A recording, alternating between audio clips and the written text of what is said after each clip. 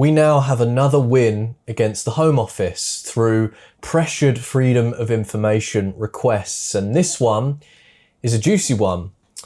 I managed to get a forced disclosure by the Home Office after initially they refused under Section 12, which is cost limit, because apparently I was asking for too much information. But after some refined requests a few months ago, I finally have managed to get some very important information, and that's a list of NGOs, charities that are formally engaged in asylum accommodation policy between the years 2020 to 2024. I've got the type of engagement and of course the years of involvement, and it's quite revealing. So in this particular video or report, whatever you want to call it, I'm going to go through all of the organisations, 14 of them that have been disclosed by the Home Office, and we're going to go through every single one via what is called the National Asylum Stakeholder Forum and its strategic engagement groups. We're going to go through the meetings that are held, which are quarterly and co-chaired by the Home Office officials and the NGO reps. Most were consulted.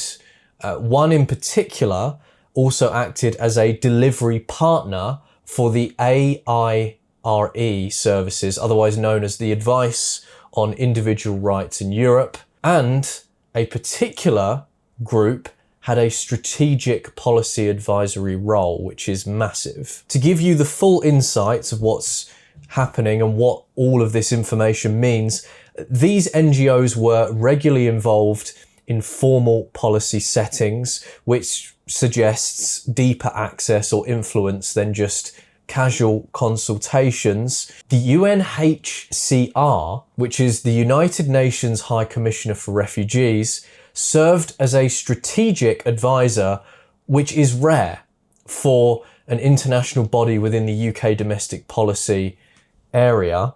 Another company called Migrant Help provided operational support through AIRE, indicating a dual role as both service provider and policy stakeholder, which is not normal, it's not common.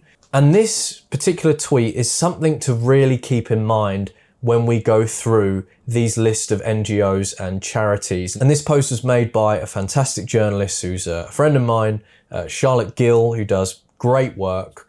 And we're looking to collaborate further on a lot of these particular policies and reports.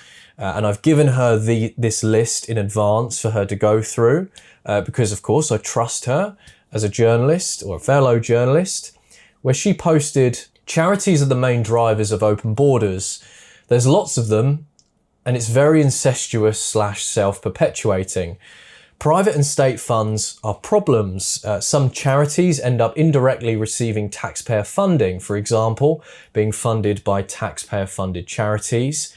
It's a racket, and I totally agree with her.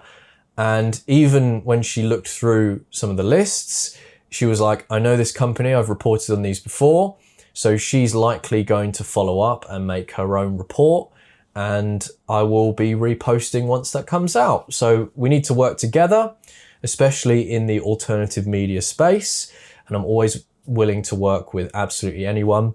Just a quick note, if you are a journalist or a publication of any sort, whether it be mainstream or alternative, you are more than welcome to take this list and to use it. It's public information now.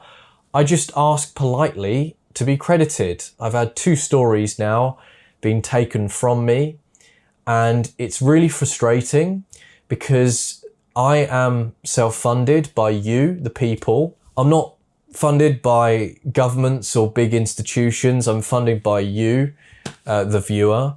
And when these big publications take my work and don't even credit me, I lose out on work. So if you are a publication, feel free. You're more than welcome to.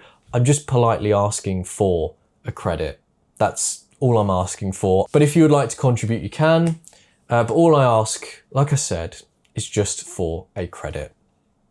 So here are the list of NGOs and charities formally engaged by the Home Office, with the Home Office, in asylum accommodation policy between the years 2020 and 2024, with their full names and brief descriptions. So number one, we have Micro Rainbow, which is a type of charity for asylum seekers that are part of, quote, LGBTQ+.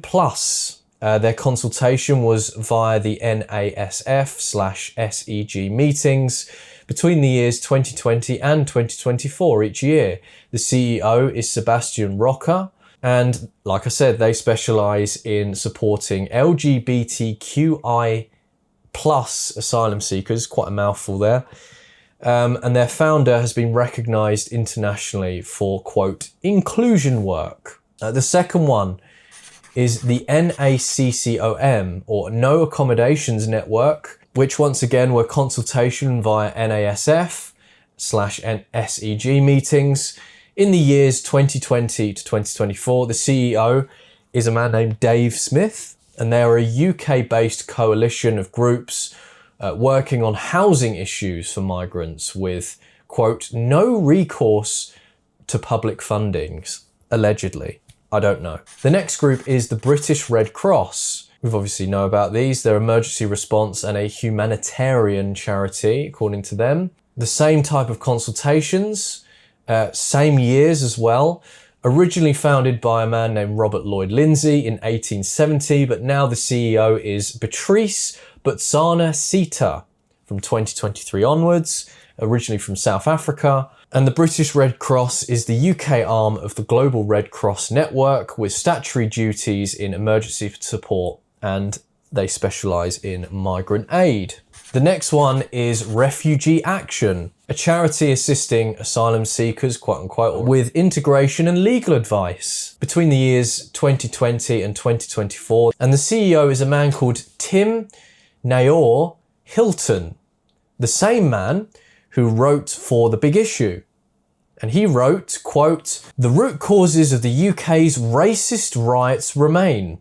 The government must be brave enough and destroy them. That's his quote. This was published in December 2024, and he's actually talking about the Southport riots, where Axel Rudakabana killed 3 girls, young children, and injured more at a Taylor Swift dance class.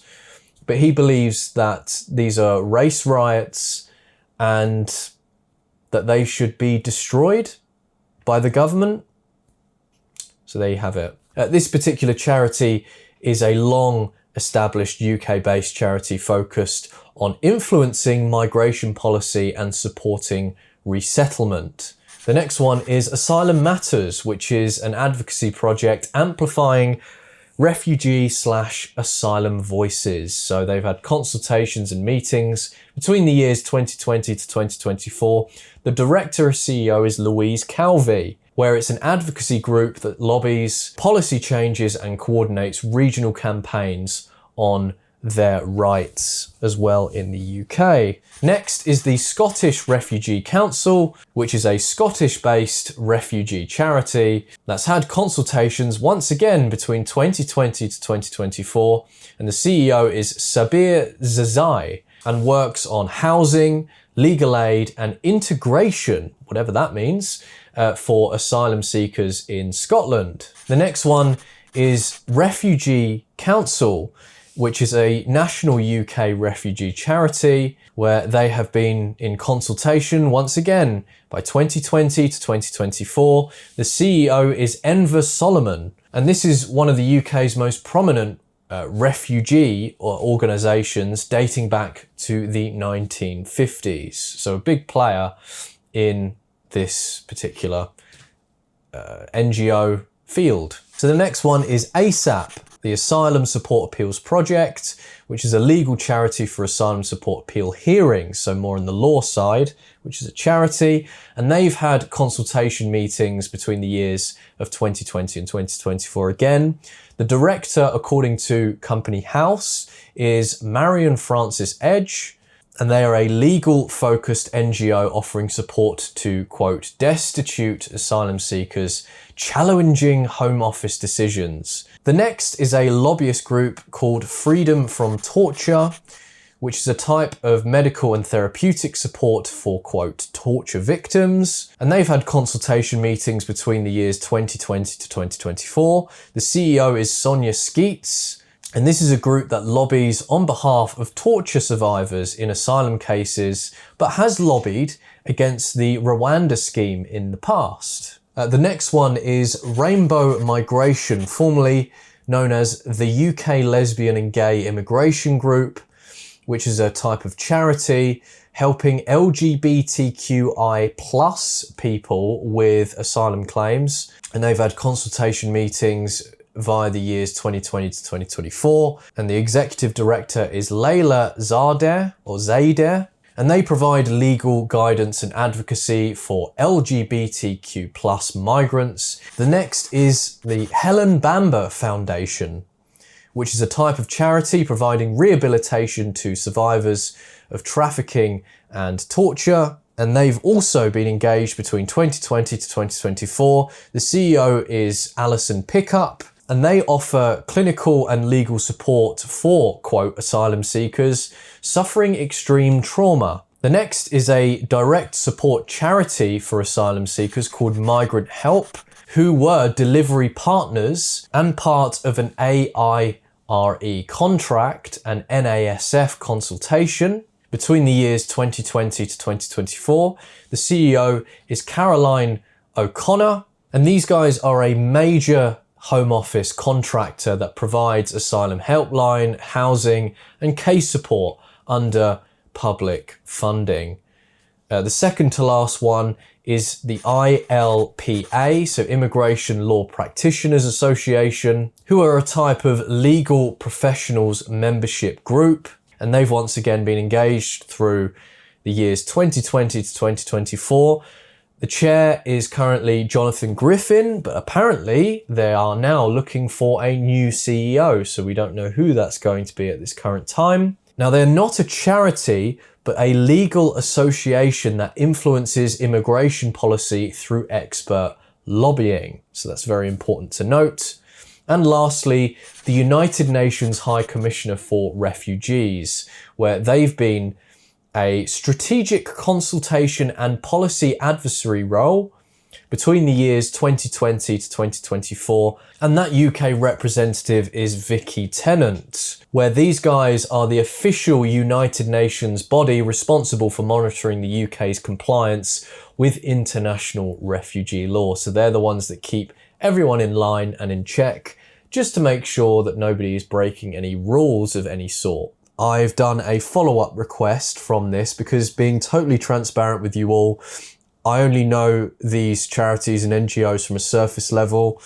I haven't done too much digging on them, though I'm sure other journalists out there, such as Charlotte, maybe others, and others who are very in tune with these particular organizations and who are funding them, any paper trails and who they're linked with, will be able to, and maybe even the public who they might know, these guys will be able to provide more information on these. So forgive me that I don't know too much. But what I have done off the back of this, because this is just surface level, there is a lot more information that we need to get. I have submitted another request asking for a bit more information, such as copies of agendas, minutes or summary notes from the NASF and the SEG meetings where the NGOs or charities listed in this request were present and asylum accommodation policy was discussed. I've also asked for any internal Home Office policy briefings, memos or notes prepared specifically